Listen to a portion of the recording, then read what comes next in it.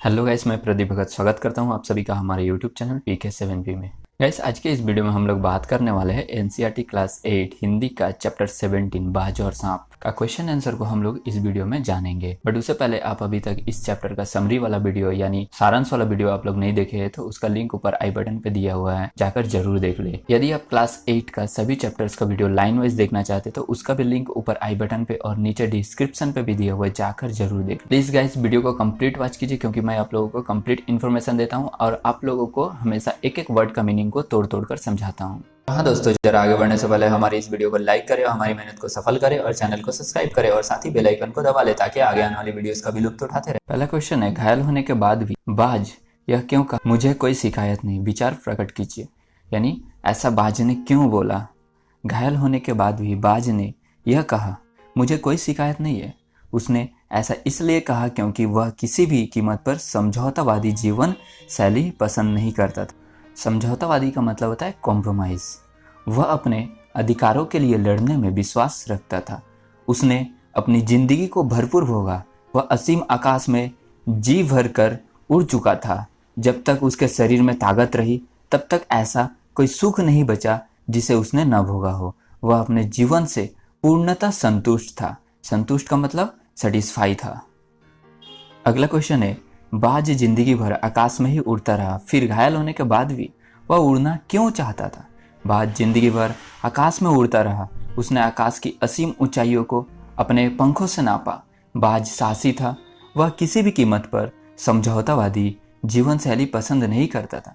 अतः कायर की मौत नहीं मरना चाहता था। वह अंतिम क्षण तक की जीवन आवश्यकताओं के लिए संघर्ष करना चाहता था क्योंकि उसने जिंदगी से हार नहीं मानी थी।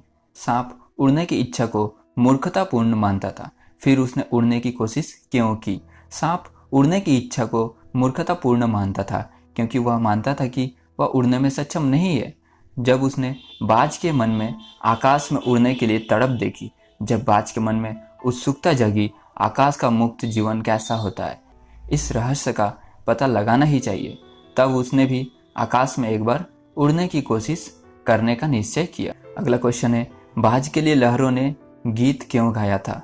यहाँ पर लहरों का मतलब है समुद्र के लहरों ने।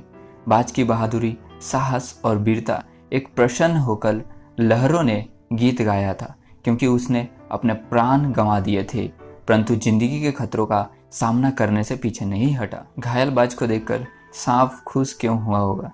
बाज सांप का शत्रु है, सांप ही उसका आहार होता है। घायल बाज उसे किसी प्रकार का आघात नहीं पहुंचा सकता था, इसीलिए घायल बाज को देखकर सांप के लिए खुश होना स्वाभाविक था।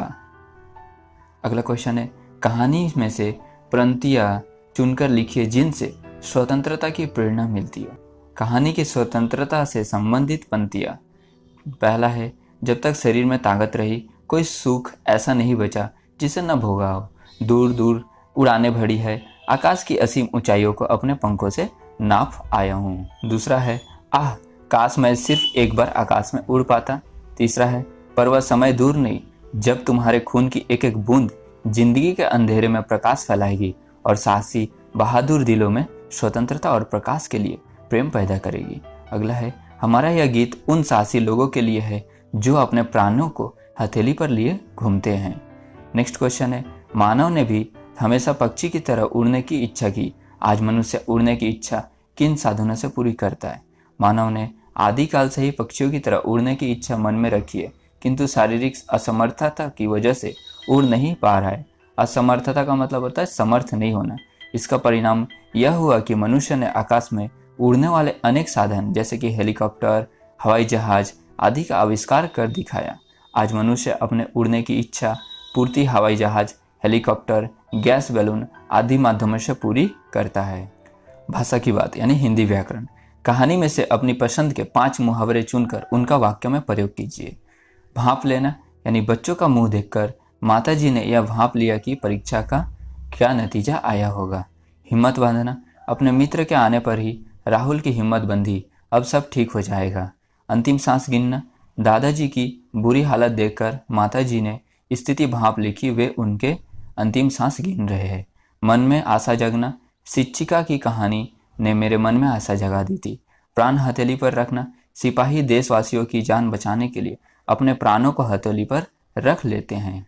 अगला क्वेश्चन है आरामदेह शब्द में देह प्रत्यय है। यह देह देने वाला के अर्थ में प्रयुक्त होता है। देने वाले के अर्थ में द, प्रद, दाता, दाई आदि का प्रयोग भी होता है, जैसे सुखद, सुखदाता, सुखदाई, सुखप्रद। उपयुक्त समानार्थी प्रत्ययों को लेकर दो दो शब्द बनाइए। प्रत्यय और शब्द। प्रत्यय है आपका इधर वाला और शब्द है आपका इधर वाला, यानी यह वाला। आप लोगों को उपसर्ग और प्रत्यय बताता हूँ। उपसर्ग किसे कहते हैं? जो शब्द के पहले लगता है। और प्रत्यय किसे कहते हैं? जो शब्द के बाद में लगता है। यानी जैसे किसी कोई अक्षर है, यानी जैसे कि हम लिखते हैं पान वाला, तो पान वाला में यहाँ पर उपसर्ग क्या है? पान, और वाला क्या है? प्रत्यय। ठीक है। जैसे मिठाई वाला, तो वहाँ पर वाला क्या हो जाएगा? प्रत्यय हो जाएगा, और उपसर्ग क्या हो जाएगा? मी। उसी तरह से यहाँ पर प्रत्यय दिया हुआ है। प्रत्यय किसे कहते हैं? जो शब्द के अंतिम में लगता है। और उपसर्ग किसे कहते हैं?